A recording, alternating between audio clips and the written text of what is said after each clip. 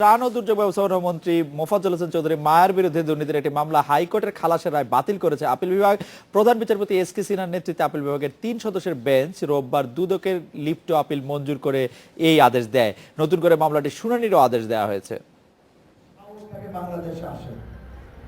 তত্ত্বাবধায়ক সরকারের আমলে ২০০৭ সালে দুর্নীতি দমন কমিশন আওয়ামী লীগ নেতা মায়ার বিরুদ্ধে জ্ঞাত আয় বহির্ভূত সম্পদ অর্জনের অভিযোগে সূত্রপুর থানায় মামলা করে। তার বিরুদ্ধে সম্পদের তথ্য গোপন ও অবৈধভাবে ২৯ লাখ টাকার সম্পদের মালিক হওয়ার অভিযোগ আনা হয়। এর পরের বছর ঢাকার বিশেষ জজ আদালত ২ ধারায় মায়াকে মোট ১৩ বছরের কারাদণ্ড দেয়। সেই সঙ্গে ৫ কোটি টাকা জরিমানা করা হয়। এর বিরুদ্ধে মায়ার আপিলের পরিপ্রেক্ষিতে ২০১০ সালে তাকে খালাস দেয় হাইকোর্ট। এর বিরুদ্ধে দুদক আপিল বিভাগে গেলে হাইকোর্টের আদেশ বাতিল করে বিষয়টি নিষ্পত্তি করা হয়েছে। হাইকোর্টের যে অ্যাকুইটাল দিয়েছিল, খালাস দিয়েছিল, সে খালাস আদেশটা মহামান্য আপিল বিভাগ বাতিল করে দিয়ে কিছু অবজারভেশন দিলেন। সেই অবজারভেশনের আলোকে এখন হাইকোর্ট ডিভিশনে ওনার যে আপিল, ক্রিমিনাল আপিল, ওনার যে রায়ের দণ্ডাদেশের ক্ষেত্রে যে আপিলটা করেছেন, সে আপিলটা সচল হবে এবং ওই আপিলটা হাইকোর্ট বিভাগ নিষ্পত্তি করবে নতুন করে। এর আগে বিশেষ জজ আদালত মায়াকে জ্ঞাত আয় বহির্ভূত সম্পদ অর্জনে দুদক আইনের যে ধারায় ১০ বছর কারাদণ্ড দেয় তা আমলে নেয়নি হাইকোর্ট। আপিল বিভাগ দুদকের লিফট টু আপিল নিষ্পত্তি করে আবারও শুনানি করতে মামলাটি হাইকোর্টে পাঠিয়েছে। ২৭ একটা ইন্ডিপেন্ডেন্ট অফিস। এখন যেহেতু ২৭ ধারা সম্পর্কে বা যে সাক্ষী সাবুদের বেসিসে মোফাজ্জল হোসেন চৌধুরী মায়াকে সাজা দেওয়া হয়েছিল, সেই সাক্ষীগুলো হাইকোর্ট ডিসকাশন করে নেয়, অ্যাসেসমেন্ট করে নেয় ২৭ ধারার আলোকে। এখন আপিল বিভাগ বলল সেগুলি ২৭ ধারাকে ইন্ডিপেন্ডেন্ট অফেন্স ধরে সেগুলি বিচার করতে হবে। কাজেই ওনার ওই ২৭ ধারার উপরই ওনাকে রিমান্ডে পাঠিয়ে দিয়েছেন ওনার আপিলটা। এছাড়া সাবেক বিদ্যুৎ প্রতিমন্ত্রী ইকবাল হাসান মাহমুদ, হাজী মোহাম্মদ সেলিম, মীর মোহাম্মদ নাসির উদ্দিন ও হেলাল উদ্দিনের দুর্নীতি মামলায় হাইকোর্টের দেয়া খালাসের আদেশ বাতিল করে দিয়েছিল আপিল বিভাগ। ২০০২ সালে দায়ের করা নভ থিয়েটার দুর্নীতি মামলায় তোফায়েল আহমেদ, মতিয়া চৌধুরী, ড. মহিউদ্দিন খান আলমগীর উচ্চ আদালত থেকে অব্যাহতি পেয়েছেন। জান্নাতুল ফেরদাউস তানভি, ইন্ডিপেন্ডেন্ট নিউজ, ঢাকা। এ বিষয়ে কথা বলতে আমাদের সঙ্গে যোগ দিচ্ছেন দুর্নীতি দমন কমিশনের আইনজীবী খুরশিদ আলম খান। জনাব খুরশিদ আলম খান, আপিল বিভাগে আজকে আপনারা আবেদন করে জনাব মোফাজ্জল হোসেন চৌধুরী মায়ার বিরুদ্ধে মামলাটি যাতে আবার শুরু করা যায় সেরকম একটি নির্দেশ পেলেন। আপিল বিভাগ আপনাদেরকে বলেছেন যে তার বিরুদ্ধে যে হাইকোর্ট খালাস দিয়েছিল সেটিকে বাতিল করা হয়েছে এবং আপনাদের আপিল মঞ্জুর করেছে। এইরকম আর কার কার বিরুদ্ধে আপনারা সর্বোচ্চ আদালতে আবেদন করছেন যারা এর আগে অ্যাকুইটাল পেয়েছেন?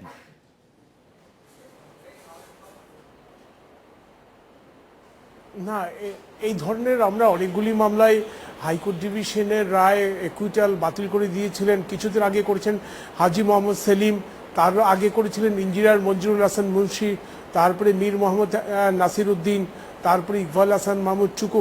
আসলে এইখানে তো ব্যক্তি ইম্পর্টেন্ট না, ইম্পর্টেন্টটা হলো ইন্টারপ্রিটেশন অফ ল। কারণ 111-এ বলেন আর গণতান্ত্রিক সরকারে বলেন, যখন দুদকের অবৈধ সম্পত্তির কারণে মামলা হয় তখন এখানে দুটো ধারা যোগ করা হয়। একটা বলেন আর গণতান্ত্রিক সরকারে বলেন, যখন দুদকের অবৈধ সম্পত্তির কারণে মামলা হয় তখন এখানে দুটো ধারা যোগ করা হয়, একটা ২৬, একটাতে ২৭। ২৬-এর নোটিশ লাগবে ম্যান্ডেটরি, ২৭-এর নোটিশের প্রয়োজন নাই।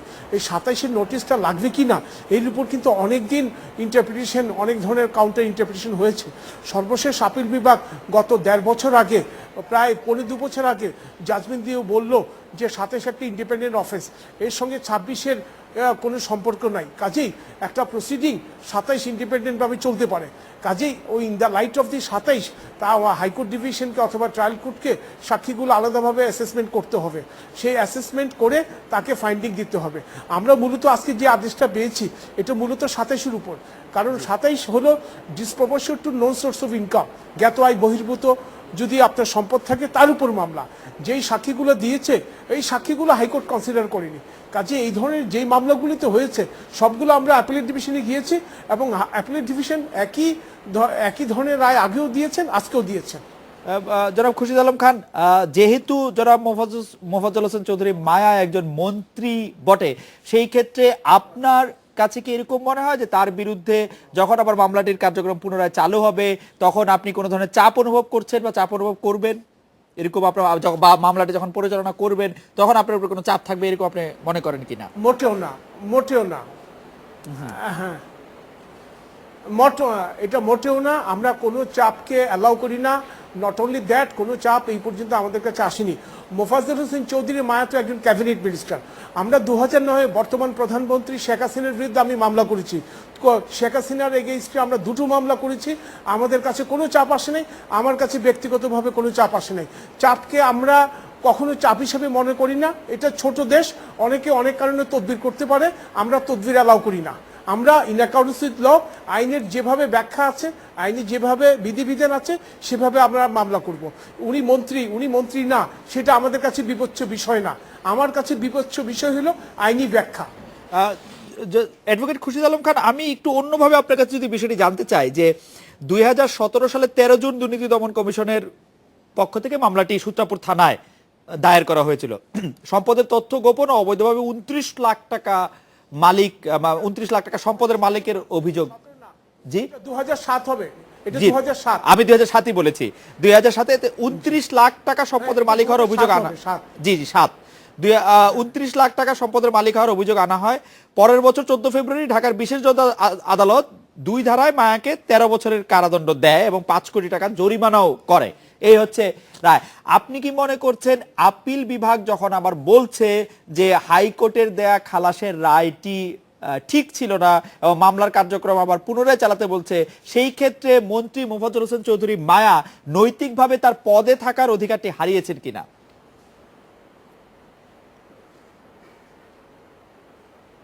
না, সেটা আবার একটা ভিন্ন ব্যাখ্যা। যেহেতু তার সেন্টেন্সটা এখন, তার সেন্টেন্সটা তো অল্টার হয়নি, তার সেন্টেন্সটা তো, কনভিকশনটা তো আবার অ্যাফার্ম হয়নি।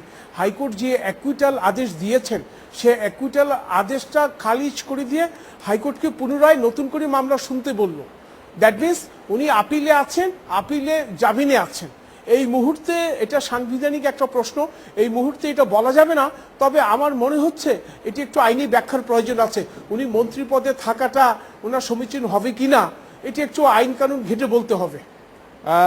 আপনি বলছিলেন যে এটা আইন কানুন ঘেটে বলতে হবে, কিন্তু আপনি যদি আপনার মানে আমি আইনের ব্যাখ্যা যদি এরকম ভাবে আপনার কাছ থেকে জানতে চাই যে উনি একটি ক্রিমিনাল অফেন্সের কারণে উনাকে 5 কোটি টাকা জরিমানা করা হয়েছে, 13 বছরের কারাদণ্ড দেওয়া হয়েছে এবং উনি তার বিরুদ্ধে আপিল করেছিলেন। সেই আপিলটিতে তিনি খালাস পেয়েছিলেন, সেই খালাস পাওয়ার আপিলটি আবার সর্বোচ্চ আদালত বাতিল করে দিয়েছে। এই মুহূর্তে তিনি একটি কনভিক্টেড একজন লোক। এই মুহূর্তে তার স্ট্যাটাস হচ্ছে যে তিনি 5 কোটি টাকা জরিমানা তাকে দিতে হবে, 13 বছর কারাদণ্ড তার থাকতে হবে। সেই ক্ষেত্রে তিনি একটি সাংবিধানিক পদে থাকতে পারেন কিনা?